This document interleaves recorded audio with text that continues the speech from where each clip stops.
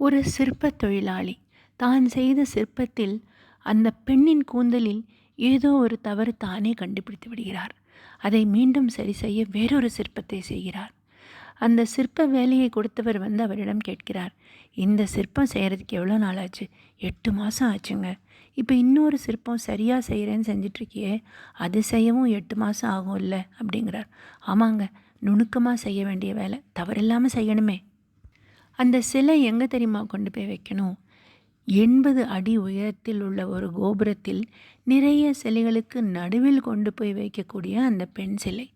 அப்படி எல்லா சிலைகளுக்கும் நடுவில் வைக்கும் பொழுது யாரும் பார்க்க மாட்டார்கள்.